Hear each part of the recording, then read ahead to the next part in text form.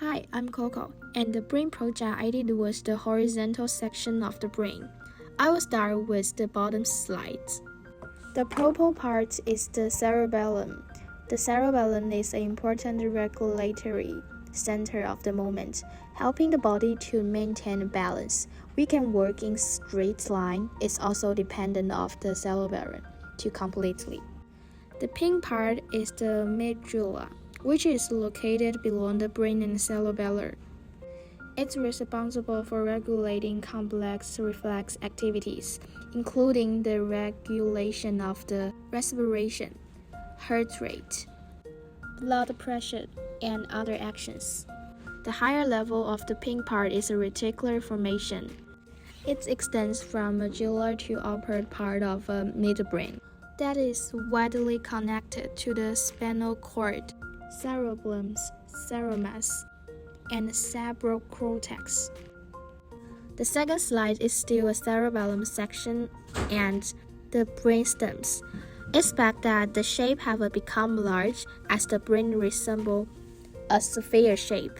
From bottom to top, it's small to large and then smaller. This is a cerebellum and the brainstem. In next list, the temporal lobe appear on either side of the cerebellum and the brainstem. The temporal lobe is one of the largest lobes of the brain and responsible for processing auditory information, which is also associated with memory and emotion. From this lens, gradually closer to the middle of the brain, the frontal lobe, temporal lobe, and occipital lobe appear. The brown part is the frontal lobe. The red part is temporal lobe. The blue part is the occipital lobe. The occipital lobe is on the lower back side of the brain. The frontal lobe is in the front. The temporal lobe is on the left and right side of the brain. And the brainstem and the cerebellum are in the middle. We can see that the cerebellum and the brainstem are slowly getting smaller. The sixth slide, new color appear in this area. The yellow part is the hippocampus and the green part is the hypothalamus, which is where memory and story, and the hypothalamus regulate emotion and many other physical functions such as appetite, thirst, and sleep. The cerebellum and brainstem are slowly getting smaller. The piece differ little from previous one in that there is additional thalamus above cerebellum, which transmits most of the sensory information for perception, auditory, tactile, and visual.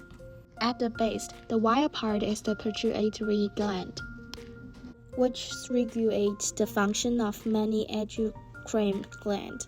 Hence, it sometimes refers to as the master gland.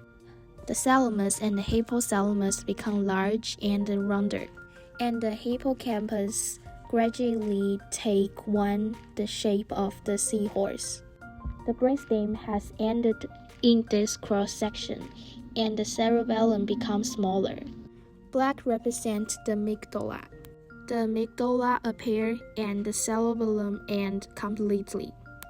The amygdala has a function of regulating visceral activity and generating emotions that trigger an emergency response.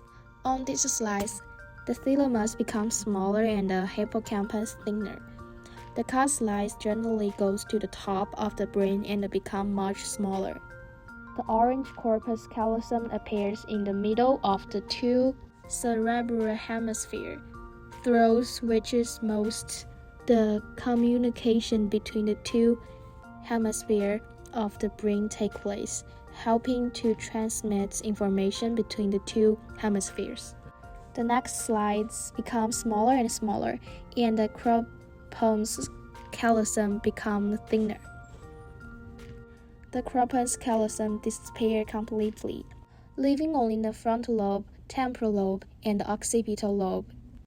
The motor cortex is shown here as the posterior part of the frontal lobe. It could generate single to directs of the movement of the body. Finally, here we come the parietal lobe.